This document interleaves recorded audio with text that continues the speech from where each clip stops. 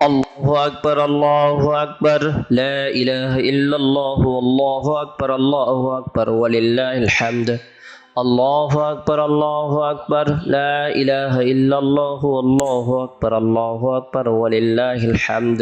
জিলহজ মাসের সবচেয়ে ফজিলতপূর্ণ দিন হলো আরাফার দিন।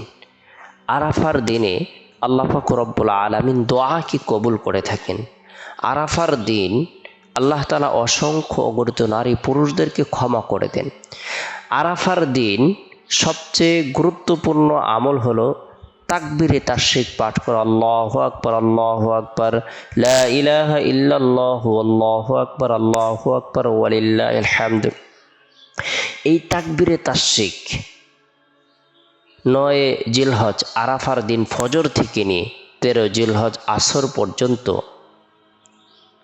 প্রত্যেক ফরজ নামাজের পর নারী পুরুষ, মুক্তাদি, ইমাম, মুসাফির সকল ব্যক্তির উপর, গ্রামবাসী শহরবাসী সকলের উপর এই তাকবীরে তাশরিক পাঠ করা ওয়াজিব। এই তাকবীরে তাশরিক পাঠ করবে আল্লাহ পাক রব্বুল আলামিন। এর মধ্যে আল্লাহর প্রশংসা রেখেছেন, আল্লাহর বরত্ব রেখেছেন, আল্লাহর একাত্মবাদ রেখেছেন এই তাকবীরে তাশরিকের মধ্যে।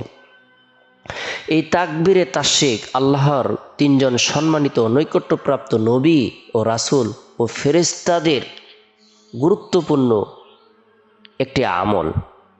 হযরত ইব্রাহিম আলাইহিস সালাম যখন সজোরে সুতীক্ষ্ণ ছুরি হযরত ইসমাঈল আলাইহিস সালামের গলায় চালানো শুরু করলেন, এমন সময় হযরত জিবরাইল আলাইহিস সালাম আসমান থেকে দুম্বা নিয়ে সেখানে হাজির হয়ে এই ভয়াবহ দৃশ্য দেখে বলে উঠলেন, আল্লাহু আকবার, আল্লাহু আকবার।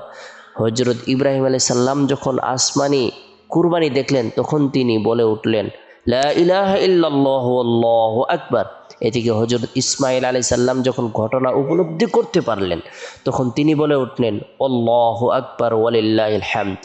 এর মাধ্যমে আমাদের শিক্ষা দেওয়া হলো বিপদে আপদে, আনন্দে খুশিতে সর্ব অবস্থায় আল্লাহর বরত্ব বর্ণনা করা আর নিজের সব কিছুকে আল্লাহর নিকট সুপর্দ করা। আল্লাহ পাক রব্বুল আলামিন কালামুল্লাহ শরীফের মধ্যে ইরশাদ করেছেন, কুল ইন্না সলাতি ওয়া নুসুকি ওয়া মাহইয়ায়া ওয়া মামাতি লিল্লাহি রাব্বিল আলামিন।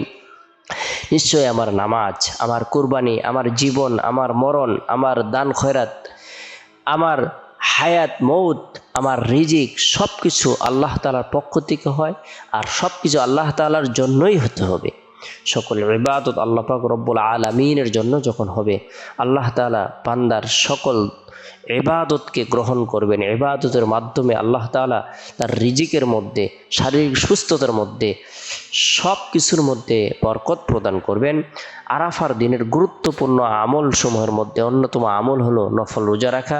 যে ব্যক্তি আল্লাহ তাআলার সন্তুষ্টি লাভের উদ্দেশ্যে আরাফার দিন নফল রোজা রাখবে, আল্লাহ পাক রব্বুল আলামিন তার পূর্বের এবং পরের 1 বছরের গুনাহকে মাফ করে দিবেন, 2 বছরের গুনাহকে মাফ করে দিবেন, 2000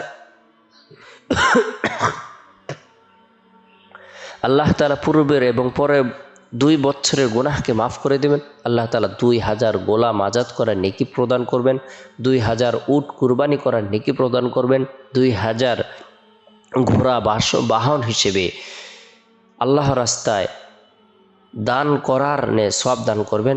2 বছরের গুনাহ আল্লাহ তাআলা মাফ করে দেবেন। তাই আমরা প্রত্যেকে আরাফার দিন নফল রোজা রাখবো। এর পাশাপাশি তাকবীরে তাশরিক প্রত্যেক ফরজ নামাজের পর নিয়মিতভাবে আমল করব, তাসবিহ নিয়ে পাঠ করতে থাকব, আল্লাহ তাআলার দরবারে রুনাজারি করব, দোয়া করব। আল্লাহ তাআলা দোয়ার বরকতে গায়বী সাহায্য প্রদান করবেন। আল্লাহ তাআলা দোয়ার বরকতে জীবনের সকল ধরনের পেরেশানি হতাশা দূর করে দিবেন। আল্লাহ তাআলা আপনাকে আমাকে সকলকে তাকবীরে তাশরিক বেশি থেকে বেশি আমল করার, আল্লাহর বরত্বকে স্বীকার করার, আল্লাহর একাত্মবাদকে স্বীকার করার, আল্লাহর প্রশংসা বর্ণনা করার, বিপদে আপদে অভাব অনটনে সুখে দুঃখে সর্বদাই এই আমলগুলো করার তৌফিক দান করুক। সকলে ভালো থাকুন, সুস্থ থাকুন, সকল সুস্বাস্থ্য কামনা করে শেষ করছি। আসসালামু আলাইকুম ওয়া রাহমাতুল্লাহ।